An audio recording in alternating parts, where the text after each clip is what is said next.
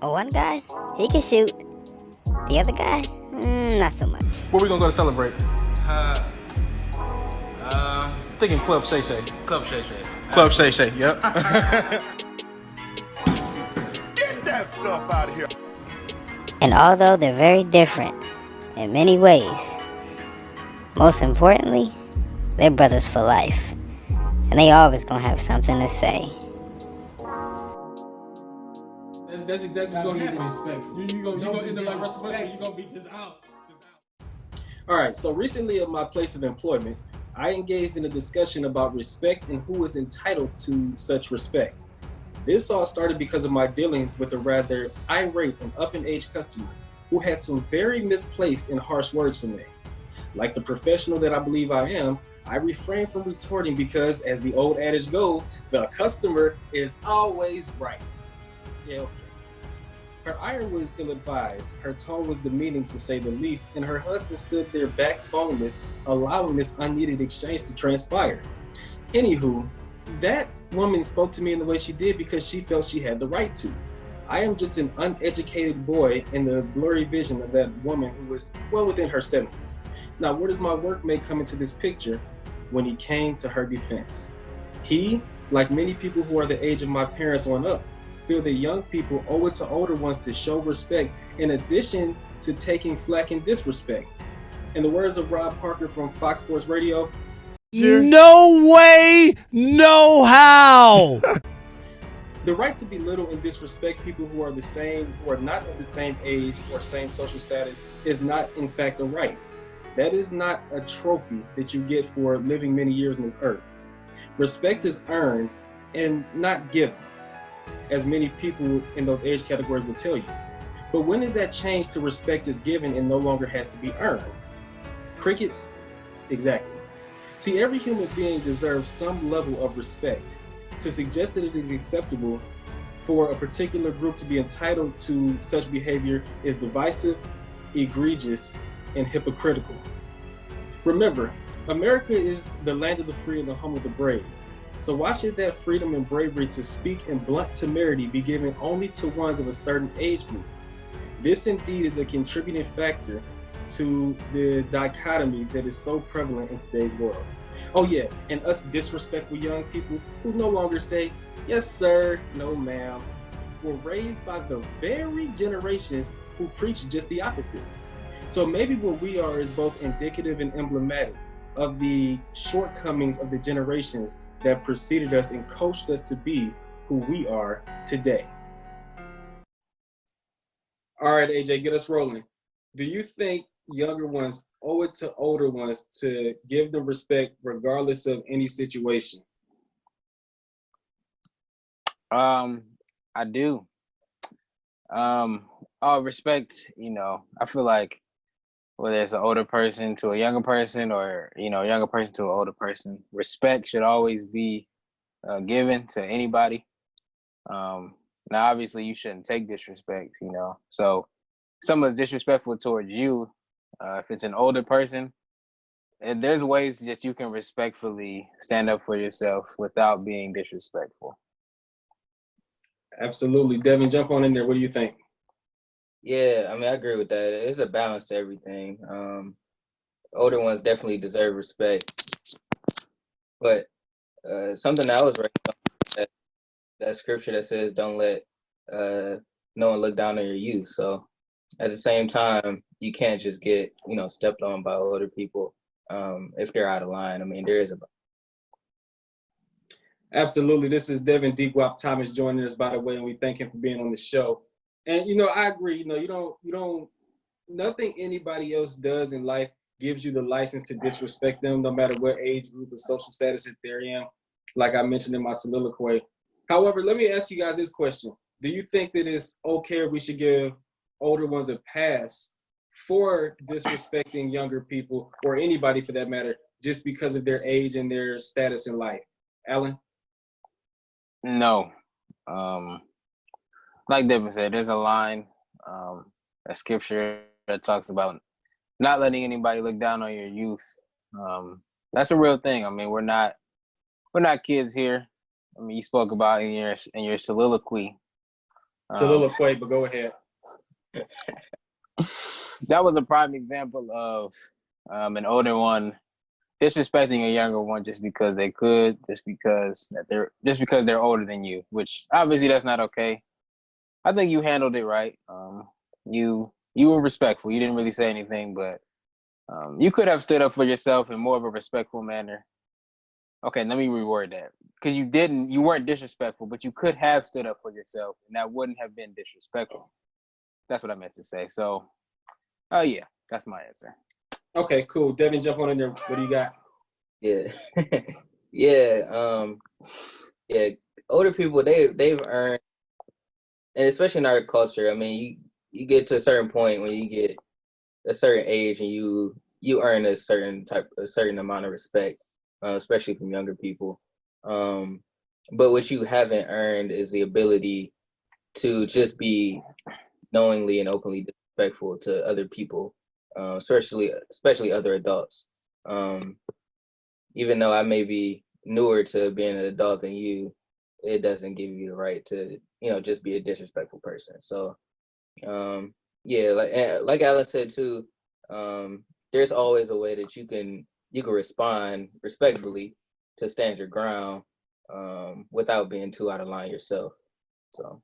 Yeah, and I want to make it clear, and that's a sensational point that you made, and I want to make it clear that I don't feel like it's okay to fight fire with fire. There's also a scripture that says, "Return evil for evil to no one." So just because somebody disrespecting you or coming at you in like a crazy fashion or something of that nature doesn't give you the license to be able to respond in a negative way. But there needs to be a balance between how you respond, when you respond. There's different factors. Not every battle has to be fought. That's a lesson that I've learned in my life, because I used to be the type of person where I don't care who you are, what you say, you disrespect me. Not only am I going to check you, but I'm going to disrespect you in the process. And that's just not, I made a lot of enemies that way, and that's not the way to go about it. So, we have to be careful. But one other thing I want to say when it comes to older people and disrespecting younger people, you look at a factor of wisdom. A lot of older people feel like we don't have the wisdom or the maturity that they may have acquired over the years, which could be the case. But again, that doesn't make it okay to disrespect somebody. So we all need to come together collectively and understand that everybody, like I said in my soliloquy, yes, boy, that everybody deserves some level of respect. All right, we're going to get out of here on this topic. We'll hit you with the next one. We'll be right back after this. Booyah!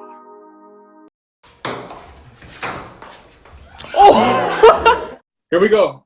Welcome back. I Got Something to Say is brought to you by nobody, because we're not sponsored at this current time because we don't have any. You know the story. I'm back with my boy AJ, and here we have with us Anthony Coleman joining us. Anthony, how are you? I'm good. How about you guys? Doing well. So we want to talk a little bit about this Michael Jordan, LeBron James situation. Everybody seems to be weighing in on this at this current time. We have Anthony Coleman again with us, and he's a very, very big, avid Michael Jordan over LeBron James supporter. We're going to give him the floor and let him discuss that with us a little bit. We'll chime in a second. Anthony, get us rolling. What proved that Michael Jordan is the GOAT over LeBron James in your estimation? Well, let me ask you this first before I continue. On what aspect is Michael Jordan a GOAT? Because there are some aspects where LeBron has an edge over Michael. So, like when you say is the GOAT, like what GOAT are you talking about? Greatest of all time basketball player, teammate, overall just athlete? Like where are we going? We're talking about on the basketball floor in totality as basketball players. Mm-hmm.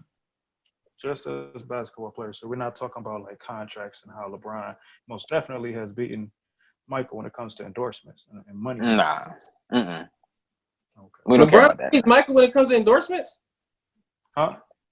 LeBron is dogging Michael in endorsements right now. I don't think that's the case. Let that be. Let me rephrase that. Let me rephrase that. He's dogging Michael when it comes to endorsements at this point in his career compared to Michael at this point in his career. Michael never got to this point in his career because Michael never played as many seasons, but go ahead. But actually, LeBron was beating him some years ago. But I mean, if you want to come talk about GOAT talk, I've never really been a fan of trying to compare two other players from two different generations. But when it comes to playing style, how the generations shape up and the dominance of each player in their respective years and generations. I mean, I give it to Mike because, I mean, people fear Mike. And I mean, you know, we just had an episode about that. You know, people were literally scared to go against Mike. Like, nobody's scared to go against LeBron because, I mean, yeah, LeBron had his power team in the Miami Heat, which was arguably, I'm definitely not going to say it was better than the Bulls, but it was definitely a great team. I mean, the worst team that LeBron did bring to the finals and actually won was 2016 Cavaliers. But, I mean, when it comes down to it, I mean, yeah, we could talk 6 rings. But, I mean, the most important thing is the impact that a player had on the game. That's what makes somebody the greatest of all time. You look at, you know, players like Muhammad Ali, Floyd Mayweather, you know, these are boxers. Alex Rodriguez in the MLB, like these are people that people fear, and they dominated their game, generation. And there's no question whether or not they can go into another league or another year, or another generation and still dominate. And the question with LeBron is, how am I gonna put this? Yeah, how are you gonna put this? The biggest question with LeBron is, it's so tight between him and Jordan that if you're going to be the greatest of all time,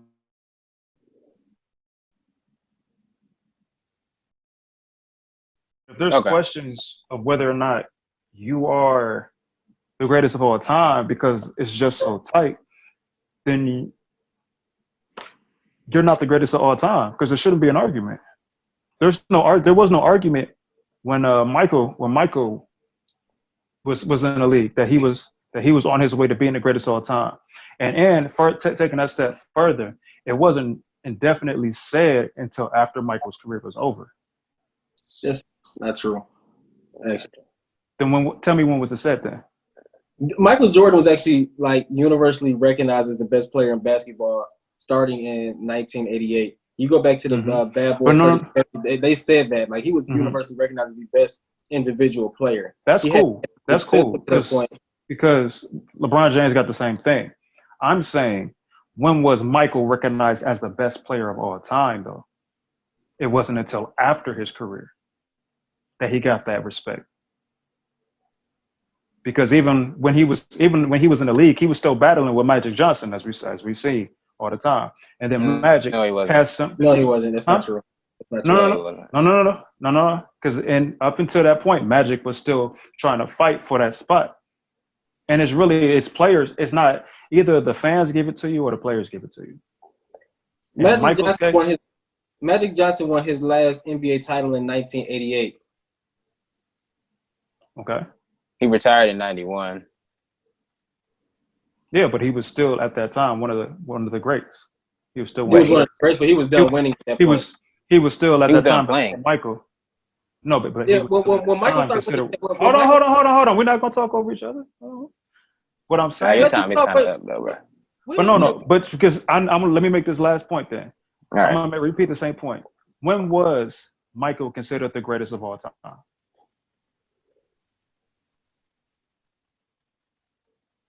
I don't know the answer to that question. It wasn't until after his career. Now, do you definitively know that it was after his career? Do you definitively know that? Do I definitively know that? Yeah. That's when not definitively, but we all have that. We all know that now. And where are we now? We all knew that before LeBron James came into the league. When was that? That was after LeBron. Okay, so quit. Well, let me flip that on his head top real quick. So you said that, looking back, hindsight, we see that Michael Jordan is the GOAT once he's left the league and been so far removed from the game. Don't you think it says something that we've been having this discussion about LeBron for the last 10 years? Like while he's playing, it's like we already 10 years ago we had reason to believe that he was going to be the GOAT or he is the GOAT, and that's continued throughout this era. People don't realize LeBron's peak has. First of all, he's still in his peak, and it's lasted way longer than Jordan's peak ever lasted. You know what I mean? Jordan had a peak of six seasons, you know, which spanned it over 8 years because he took a 2-year break, really a year and a half, because people, you know, just try to act like 1995 never did happen when they lost to Orlando Magic in 6 games. But that's not the here. I don't even know why Really quick. Question for you: is LeBron's scoring average going up or going down? Slightly down. So is he still in his peak? How many? What is LeBron averaging? Rob G, check this out. What is he averaging now? 20 what? 25, 10, and 7. I mean, come on, man. He's leading the league in assists.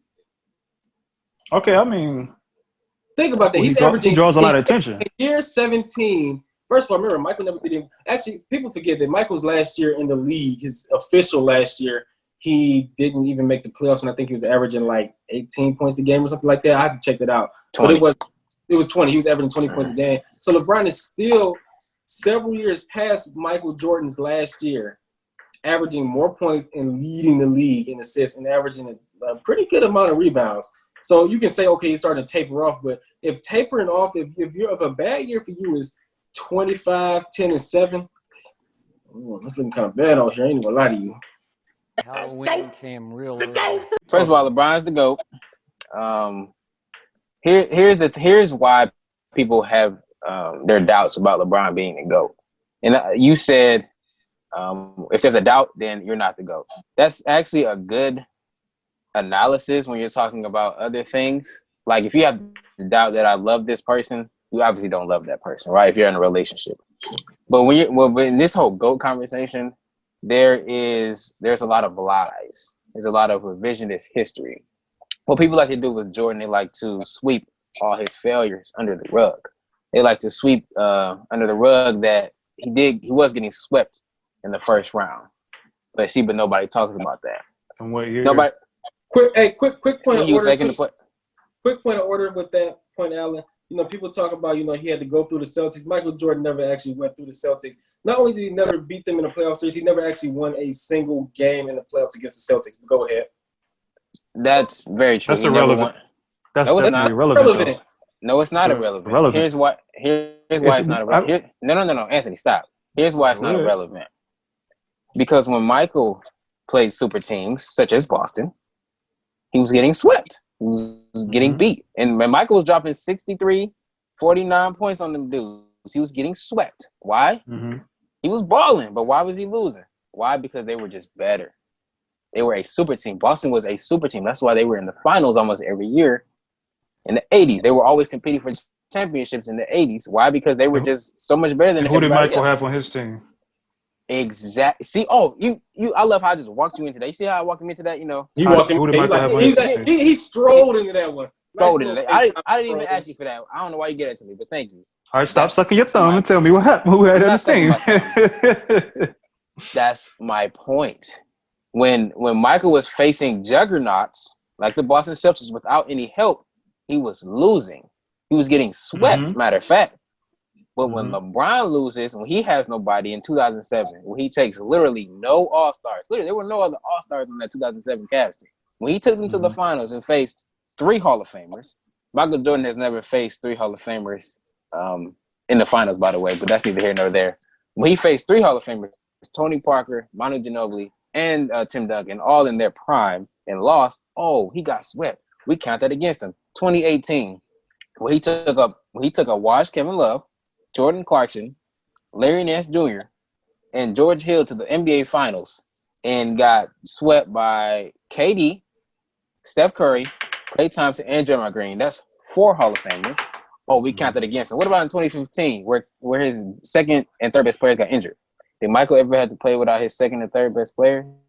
I think not.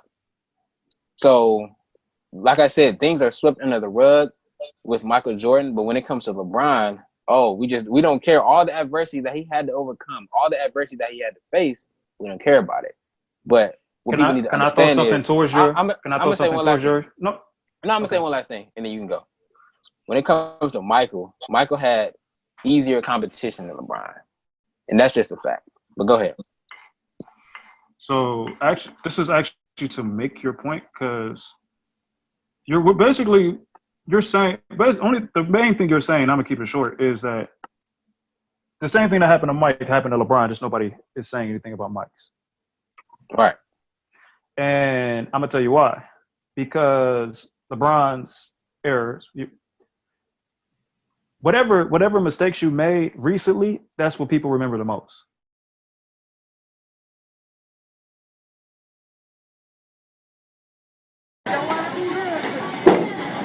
I swear to goodness. I swear to God. Here we go. Q and AJ, we're back alongside Devin D-Guap Thomas. And we want to talk to you a little bit about these sports organizations trying to reinstitute themselves amidst the coronavirus. Baseball has come out with a new plan that will have players and owners split revenue 50-50 with an 82-game season. The NBA, of course, is trying to come back mid to late summer on into the fall. But the question is, are they trying to bring these sports back because of greed, or do they genuinely want to play and put on entertainment and the show for the people? Alan, jump in there. What do you think about that? Do you think it's more greed, or do you think it's genuine concern to entertain the people amidst this virus that we're all facing globally? I think two things can be true. I think it's a little bit of both. Yeah, I mean, I think it's obviously it's motivated by money. I mean, let's get that out of the way. I think it's stupid, by the way. But yeah, I mean, it's two things can be true. It's definitely, they want to entertain the fans, obviously, but in entertaining the fans, they do still make their money, and of course, they want to make their money because a lot of people are losing some money. So, yeah. Devin, jump in there. What do you think? Yeah, I mean, yeah, I agree with that. Money is a motivating force. To be honest, I think Hooper's on the hoop. I mean, you heard it from LeBron and other people. I mean, they miss hooping. They want to get back on the court just like we do, sitting at home. So I'm sure they're tired of it too. But I think from the standpoint of the execs and stuff like that, I mean, yeah, I think it's purely motivational or motivated by money for them. Because, I mean, I don't think they have any other reason to want to get it back jumping so soon. So, yeah, I think it could be partially true for all the players, have the money. But it's not like they're hurting for money out like that either. I mean, I think part of it, too, for them is they just want to get back hooping. But from all the suits, I think they definitely just get it back going for the money. Yeah, no, I totally agree with the whole money piece. As a matter of fact, I don't think entertainment has anything to do with it.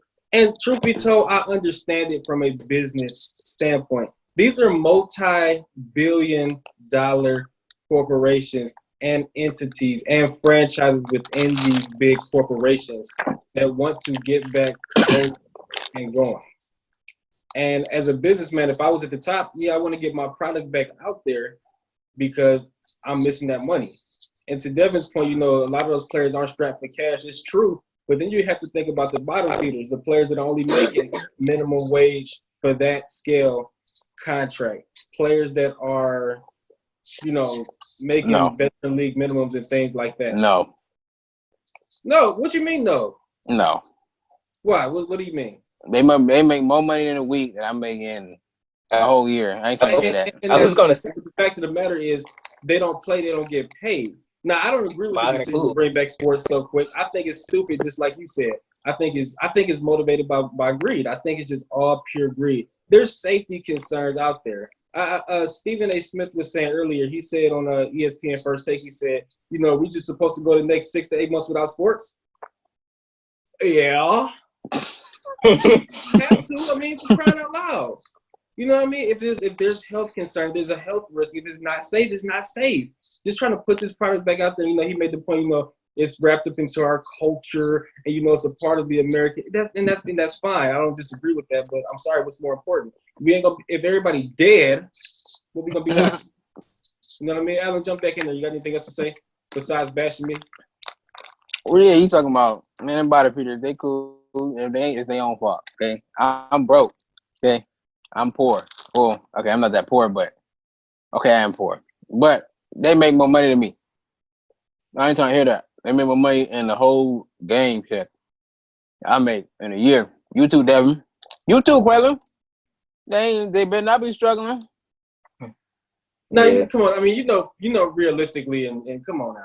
I mean, the more you make, your lifestyle fits what you make. And I mean, I'm sorry, like there are players that make, compared to their money, next to nothing, and their lifestyles Next are to nothing. more lavish than ours. I mean, it is what it is. So, and Hey, bottom line is, if come on, real quick, if you making, let's say $500,000, and you live your lifestyle, you budget based off $500,000, you make no money this year, you're going to go broke. Okay, well, why would you? Okay, hold on. If I make $50,000 a year, I'm not gonna budget my life off of $50,000. I'm gonna budget my life off less than that, so I can have more money in the end. Your lifestyle is going to be conducive for a $50,000 salary. But my thing is, which involves savings, right? Because we all say which involves savings, right? Okay, let's just say for the sake of argument, they don't play for the next year, and they make no money over the next year. You don't think that's gonna hurt them? I mean, you talking about no income for a year. Over time, it'll hurt, but right now they should be cool. So if somebody made $50,000, should it hurt them if they don't make any money, zero for the next year? Well, like all them cats probably got. If they got a savings. Well, because it's different for people that. I'm sorry, Devin. Go ahead. I got something to say about that. Go ahead. Go ahead, Devin. No, I was just about to say all them cats probably got unlimited credit cards. Like they cool. Okay, but if you're not getting any income, that's debt. I mean, you gotta remember, like ball players and people like that, they go broke for a reason. That's debt, dude. Like this is there because it's their own fault. Okay, but my thing is this: if you make, like you said, $50,000, okay, and your lifestyle is based off that $50,000 was conducive for that $50,000 salary, and you all of a sudden make nothing, you're going to suffer. You can put that same principle of a savings account into that $50,000 salary. Of course, it'll be less, but the fact of the matter is, a lot less. If your bills are based off of that, you got a house, you got a car payment based off that $50,000 salary, and you don't get any income, you're going to suffer. Now you got somebody that makes more money, that has bigger bills, that has families. Because a lot of these guys, they be sleeping around and got all that child support to pay and stuff like that. We'll talk about that at a later date in time. Those are bills that are not going away, dude. And that ain't my problem. And unlike us, they don't qualify because they make so much money. They don't qualify for any sort of government assistance whatsoever. Shouldn't have to. If you make why should we have to? Hold on. Why should we have to? Because wait, what was your question? What did you just say? I said because they make so much money, they don't qualify for government assistance at all. They don't get a break. They don't get cut a check like we get cut for $1,200 amidst this quandary that we're facing. They don't get those breaks. They don't get. If you make $500,000 a year, there's no reason if you're out of work for 6 months that you should be out of money. Because you should be saving. You can save a lot of that. Hold on. I'm talking now. Go ahead. If you live your life simple, which those guys don't, of course, but if they did, if they bought a nice simple house, $100,000 house, had a simple car, had simple things, then they could be stacking their bread. They could have $1 million in the bank, saved up. But no, that they don't do that. They spend their money. They buy Lamborghinis and Ferraris and stupid stuff like that. That's the reason. Not all of them, because not all of them can afford. If you make $50,000 a year, you're living paycheck to paycheck. Okay, do you understand that? Like those guys who make $500K, you don't have to. Those guys who make $500K. And first of all, the average American doesn't even make $50K. It's like 20. It's like it's way less than that. That's number one. Number two, if you make $500, you're making my point. No, I'm not. Yes, you are. Because if you say the average American makes less than $50K a year, so if you make $50K, then you should be fine. You shouldn't run out of money. Essentially, but what you're most people don't even make. I mean, we can put a number on it, but most people don't even make that money. But if you're making $500K a year, you're not living paycheck to paycheck. You shouldn't be. Okay, and that's fine. But my thing is this: if you don't make any income, you're going to. Let me ask you a question. If you made 6 figures right now, you made 6 figures. Let's just say you made $100,000 a year. You don't think you'd be driving a little nicer car than you drive or whatever? I would. I mean, I like my car, but I probably have. I understand that, 2020. But that's what I'm saying. The more you make, okay, now you can afford this based off of that money that you make. They live their lifestyles based off of that money they can make. Even if they live somewhat conservative for a $500,000 salary, the fact of the matter is if you rip that salary away, those bills do not go away. I'm not saying that they're going to be like flat broke on the street next week, but my thing is this. They're going to get into a little bit of a hole because whatever savings they do have, they're going to have to deplete it because where our Cardinals are maybe, I don't have a Cardinal, praise God, but where our Cardinals are like 210, 220, theirs are probably like 400 or 500 because they can afford that based off that salary. Just like us, they didn't plan to be in this pandemic. So you don't think, oh, I might have to go a year to 18 months without getting paid any money from the sport, from my job. I said after a while it's going to have an impact, obviously.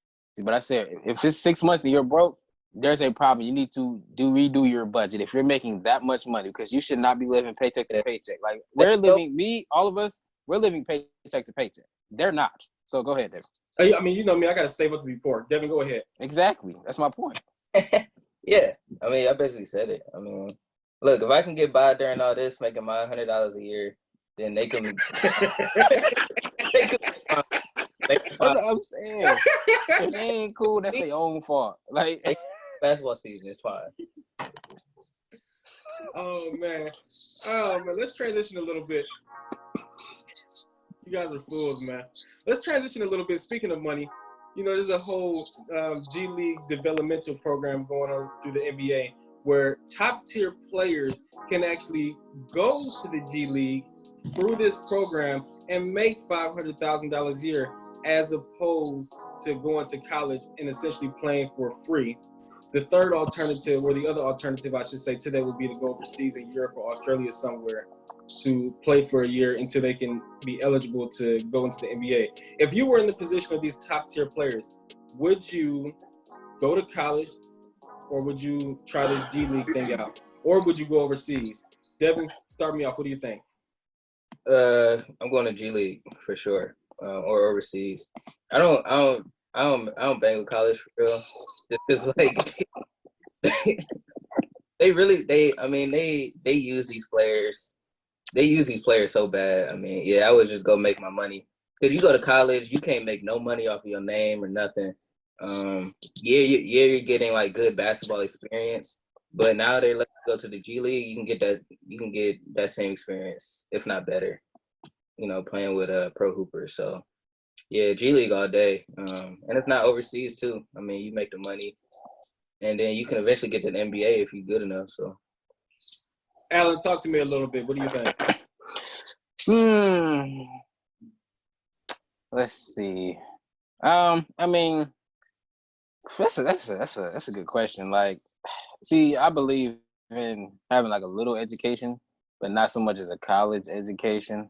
Obviously, I mean, I would make sure I have like a trade under my belt. Like, I would at least maybe not go to college, but I would at least like have a trade, like maybe be an electrician, like something that's going to help keep me going if I have a career-ending injury, because you know that type of stuff does happen. So I still would go to the G League or overseas though, but I would definitely make sure I have some type of trade under my belt. Yeah. So me personally, I'm like completely against. You know, I'm one of those advocates for the NCAA up until recently, until I started realizing how much they were actually exploiting the kids. But I will say this, to Alan's point, there is some value to having some sort of an education. However, I believe that it's kind of hypocritical to talk about you want the kids to go to college to get an education, but then let them come out after a year. You're not getting a degree after a year.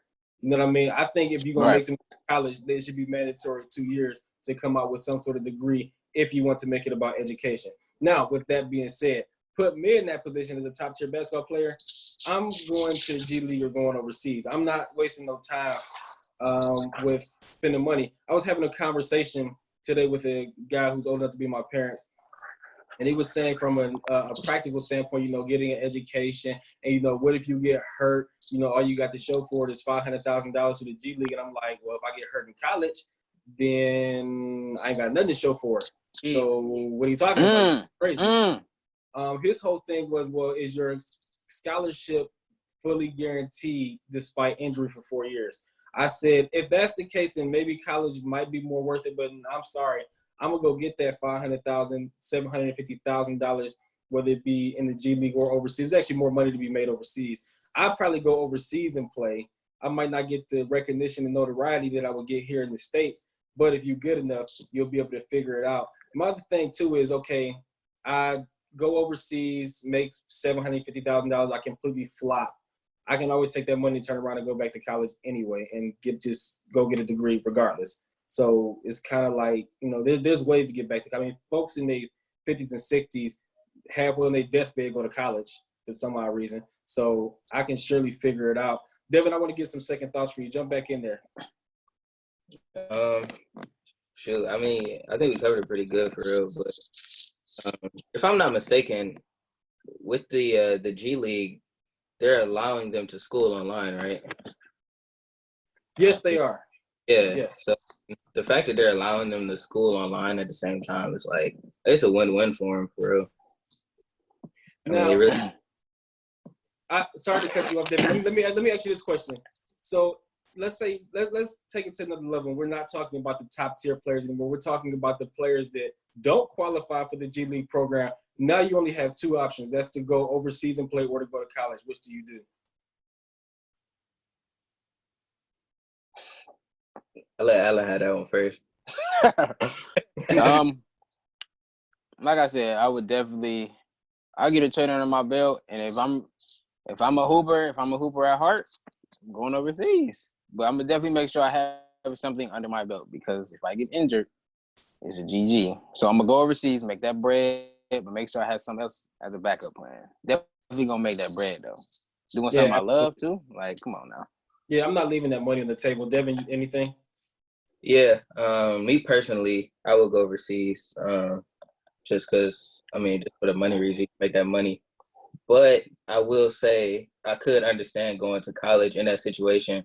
If you're not a top tier hooper, if you think maybe going to a certain school for like the competition or coaching, even the notoriety, or, you know, something that can help you out on the basketball point of view, I could see that. I mean, I could see going to college. But me personally. Yeah, one last thought on that. If I'm a bum and I'm trying to make it, I'm trying to get some sort of notoriety, then I'm definitely going to college in that instance, because I'm not going to make any money overseas anyway, being the 14th man on the bench. Thank you guys for that. I got one thing to say. Hold on. Well, right before we end, I have a little experience. I'm the moderator. All right, go ahead. So I went to phlebotomy school. My phlebotomy school was free. My phlebotomy education. And when I was what they call it, interning. It wasn't called an intern, but it's something like that. At university hospitals, I was interning with a girl who had went to Cleveland State, and she was $26,000 in debt. $26,000 in debt, and had no degree to show for it. And she was interning for the same things I was interning for, and I had $0 in debt. So just going back to the college thing, it's like you can go to college for all them years. And this girl was like way older than me too. You can go to college for all them years, but at the end of the day, it's hard to get jobs out of college, as it seems. So I'm gonna go get that bread, but make sure I have something in my belt. No, that's a good point. That's a great experience, man. I appreciate you sharing that, because that's real out here. Like that's a lot of people's situation. That can be anybody's situation. The guy I was talking to earlier did make the point about getting a free education. I think that's absolute baloney, and that's crap. Because again, if you're only going for 1 year, then you're not getting the education in the first place. You go in there to party and to play some ball and to mess around with people that are not of any sort of like morality. So we're gonna leave it right here. We'll be back right after this. That's what we do! That's what we do! We win stuff! Here we go. Welcome back. I got something to say. Back again. I'm Quentin Q. Smith with my partner, Alan A.J. Ward. Now, we're joined by two very special guests. We have Capri Jones and Kiera Glenn with us. How you ladies doing today? Pretty good. How are you?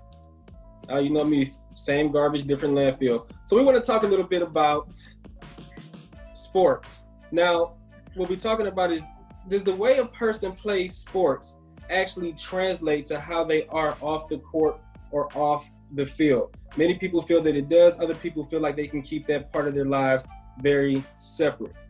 We want to hear from you guys. Let's start with you, Kiera. What do you think? Is there any correlation between on the court and off the court the way a person conducts themselves?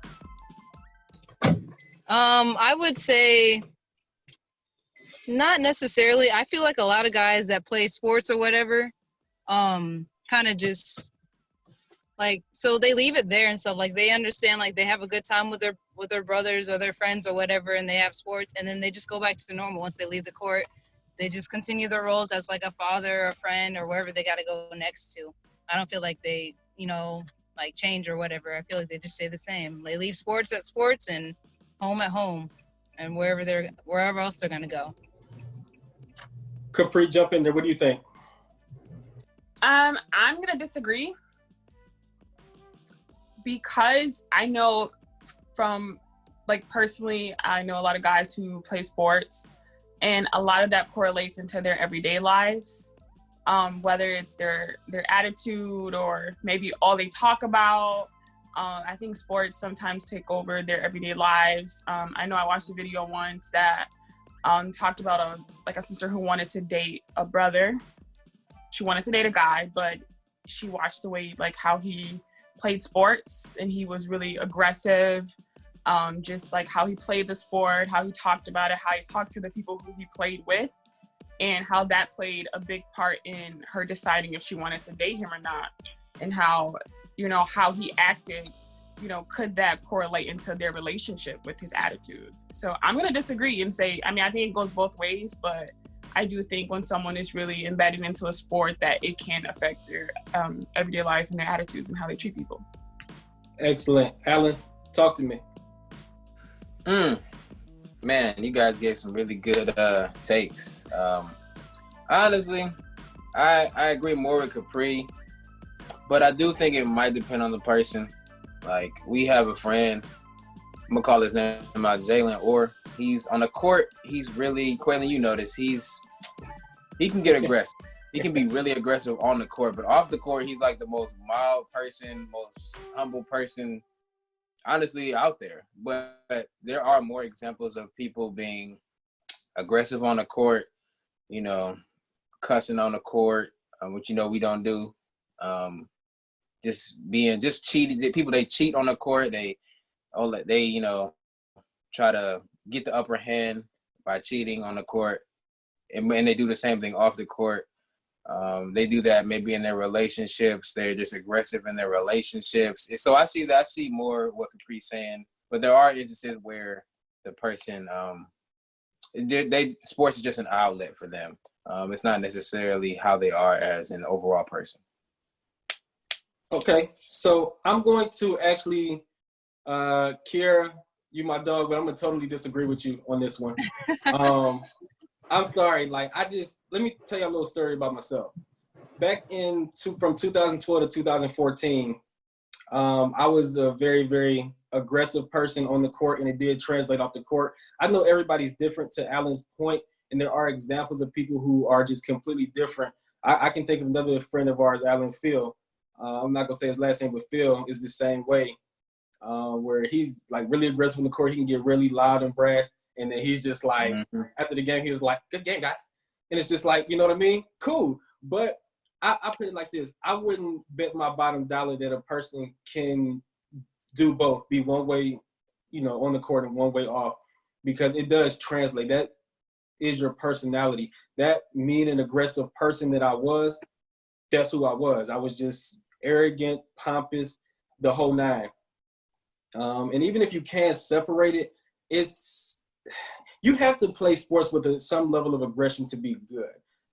And that's fine, and I'm gonna play devil's advocate here for a second, where you can look at positive aspects in the court as well. Somebody who's a good teammate is good at, camaraderie, bringing people together, leading. Those are good aspects to how somebody is in the court. But when you start seeing somebody being just violent and like Alan said, cussing, bombastic, the whole nine, in a negative way, chances are that might translate to somebody's home life, work life, and things like those.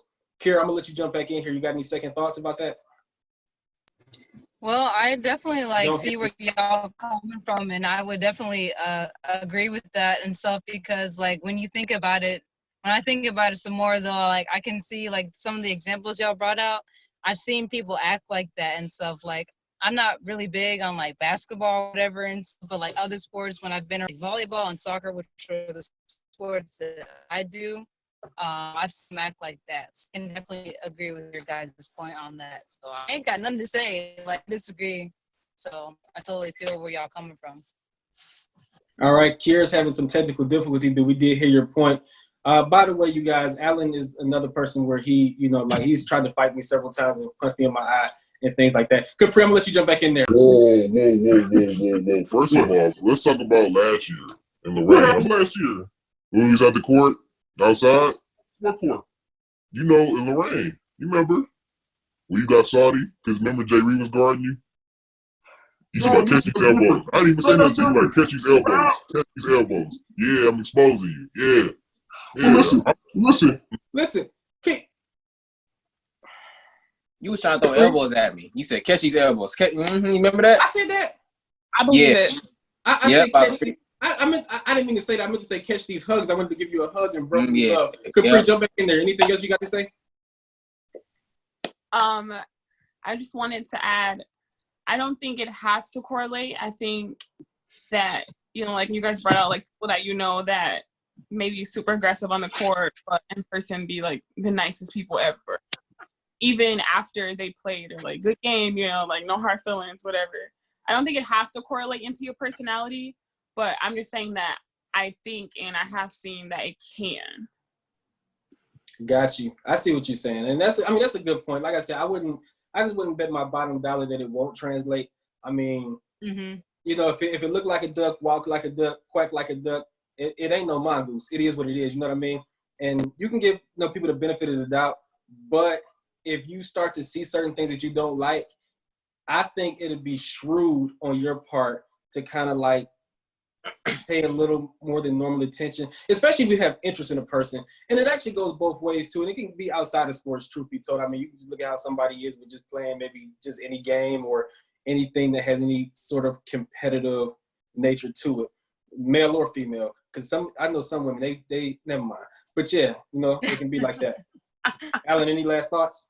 I was thinking when it comes to being a team player, that definitely probably translates on and off the court. Because if you can't play as a team on the court with your teammates, chances are in your relationship or just in your relationship with others, it's probably going to be hard for you to be a team player in that aspect. Because being a team player in life, it kind of correlates all around in your all around dealings in life. So that's just the last point I had.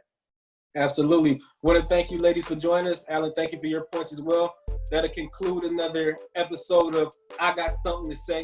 This is the home of the Unmitigated God. We look forward to seeing you on the next one. Subscribe to the page. Follow us on Instagram. Hit us up with some comments and some suggestions. We'll try to take them into consideration. We'll be back on the next one. And remember, we always gonna have something to say. Peace.